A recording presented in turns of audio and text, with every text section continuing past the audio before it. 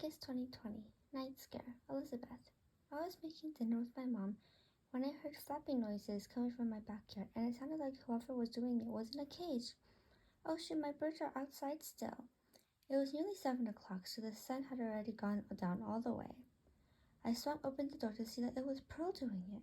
At least there wasn't any blood coming out of her feathers or anything of the like, but it was still dangerous. My dad was still sitting outside and announced there was a squirrel that ran by. They got scared. Wow, Pearl's a brave one, huh? It was dangerous, but Pear's crest rose as tall as the Eiffel Tower while Blue became as skinny as a pencil. I'm so sorry, you guys. Let's go back inside. It wasn't until everyone was already indoors that I finally thought about how life-threatening that incident could have been, though. It brought me back to the first day of Blue's arrival in my life because a cat scared his cousin to his actual death. It would have happened to my birds, but by the time I went to check on them, it would be too late. I'm never ever going to make that mistake of leaving them outside for that long again. Bluey, whoosh, what was that? A cheetah? No. Smaller. A mouse? No. Bigger. Pear's eyes were about to fall off on either side of his face like a fish, and Pearl was the one making all the ruckus. There was a squirrel that ran by. They got scared, my grandpa said. A squirrel, eh?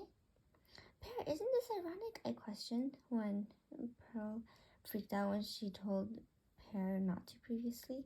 Oh, for sure. I only tucked to my stomach to save up the energy. You never know when you might need it.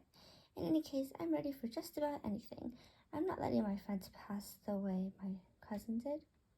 I learned it the hard way.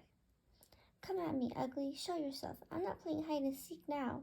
I know I played with my mom before when she didn't want to, but this is serious. I might have to fight this creature.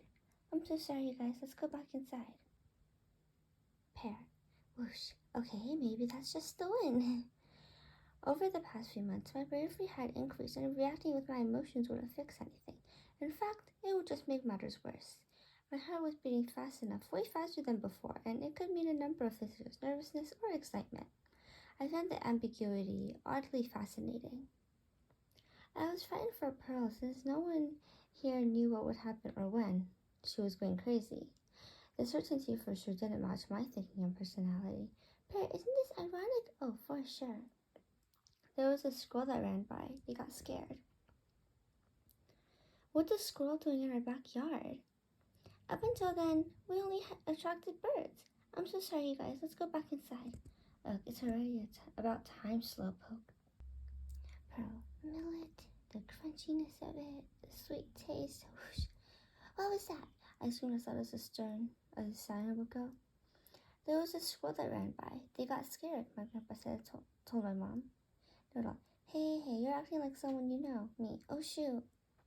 I had just realized what I was doing, flapping my wings like a maniac bird. One of my friends broke her leg from getting scared while I was still living with her. I knew I was awfully similar to her, as it could happen to me as well right about then. Believe it or not, this is a defense mechanism. I wanted to show the squirrel who was boss to scare him off. When silence was all that was left, I knew my job was done. I had officially become the first ever bird to do that.